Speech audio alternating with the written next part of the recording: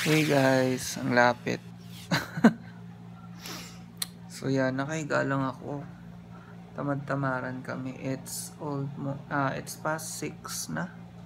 Ayan yung orasan. Magsi 6:30 na ata.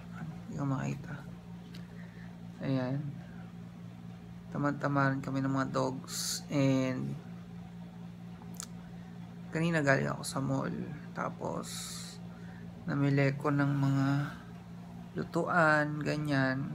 Kasi for the meantime, dito muna ako sa room ko magluluto. Ganun. Sa Japan Home lang ako bumili. Ay. Ayan siya. Non-stick pan. Tsaka ito. Tapos ito luma na to eh. Stark ang tatak sa CDR King ko yan nabili. Okay naman. Matibay naman.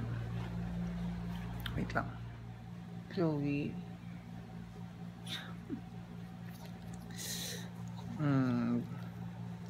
Love ako ni Chloe. Si Chloe yan. Si Queenie. So yun guys. Bali yung vlog na to is parang ano ba?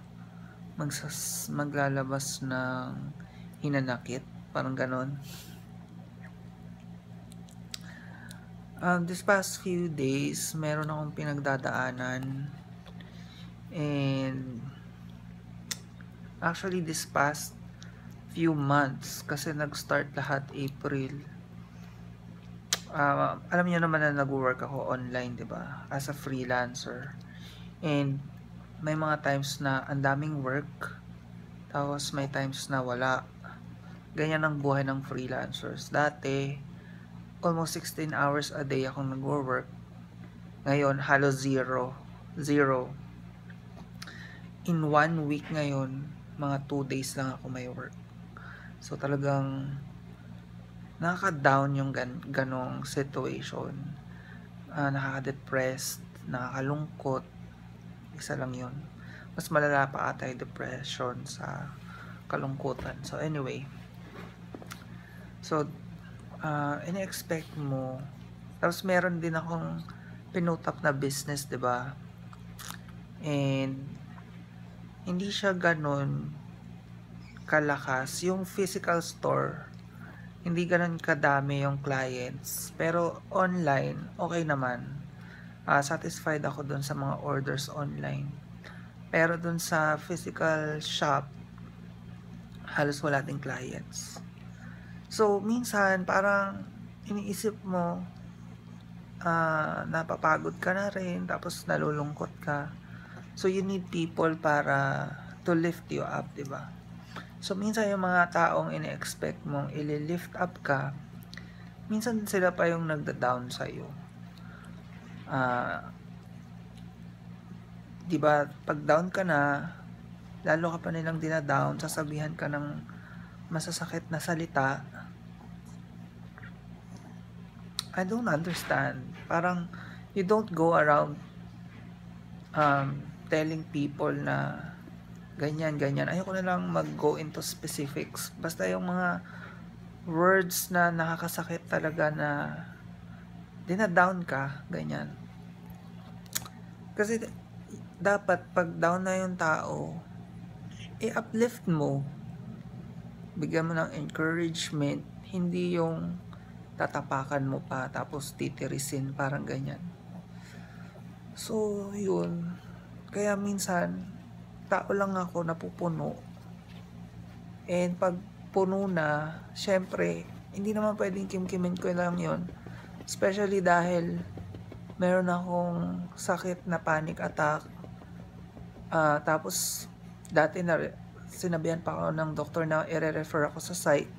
Kasi minsan, basta parang may mga naririnig akong voices. Ganon kalala yung depression ko. So, pag napuno na ako, hindi naman pwedeng tumahimik lang ako. Kaya nakakapagsalita ako minsan. So, I guess nakakasakit din ako. Pero, dahil sa na-provoke ako, hindi dahil sa ginusto ko. I mean, 'di ba? For every reaction, parang may ano yan, may pinanggalingan kung ba't ka nakapag-react ng ganyan. So yun lang, parang ang hirap na isipin yung mga taong sana mag-a-flip sa'yo, sila pa yung magda-down sa'yo. Ang lumalabas ngayon yung mga hindi ko pa inaasahan, sila pa yung nagko-comfort sa akin, giving me encouragement. So maraming salamat sa inyo. Kilala nyo na kung sino kayo. Kasi nasabi ko naman na sa inyo yung problem. So thank you. Kaya for now, habang wala pa akong masyadong work, ang inaasahan ko ngayon is ang YouTube. Kahit papano may pumapasok naman eh. Tapos yung work ko nga may part-time pa. So kahit mga 2 days a week lang. And yung online orders, okay din naman. So kaya lang, kahit pagsamasamahin ko yon, sobrang minimal lang nun compared dun sa nakukuha ko before nung may full-time job pa ako. So gustuhin ko mang magpumukod, ganyan. Hindi ko kaya kasi hindi ko alam kung magkakaroon ako ng stable job. Kaya for the meantime, dito na lang muna ako sa room ko. Kaya bumili ako ng mga lutuan. Yun lang yung update sa akin. And ang dami kong gustong gawing videos, mga DIYs, mga review videos. Kaya lang, kahit na ang dami kong time ngayon, dahil sa down ako, hindi ko halos mabigyan ng time. Kaya itong vlog na lang muna na to. And maraming salamat sa mga nanonood. Dahil kahit papano, nakakatulong kayo sa akin. Na hindi ko na-feel na mag-isa ako. Ganun. So, thank you. And pagpasensyahan nyo na tong vlog na to para naisip ko, gusto ko lang din i-share para kasi minsan sa videos akala parang ang saya-saya ko, ang dami-daming ginagawa, ganyan. Minsan kung saan-saan pa ako pumupunta dati, may nagsasabi ang yaman ko raw, hindi po ako mayaman. Pinaghihirapan ko po yun. Dati nung nag-work ako, halos wala akong tulog. Kaya nakapunta ako kung saan-saan. So, yun. So, ngayon, alam nyo na hindi parating masaya. Ganun naman ang life.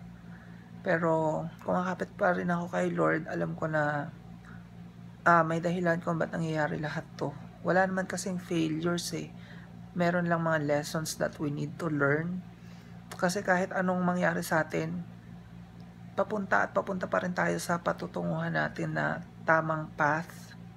Yun lang. So, yung mga nadadaanan nating failures along the way, nagbibigay lang yun sa atin ng lessons. Pero, doon pa rin tayo pupunta kung saan tayo dapat mapunta. Kaya, right now, nagtatrust lang ako kay Lord na meron siyang bibigay something better for me. So, yun lang. Good night, guys. Thanks again for watching. See you guys in my next video. Bye! Bye-bye na itong mga dogs na to. Tulog lahat.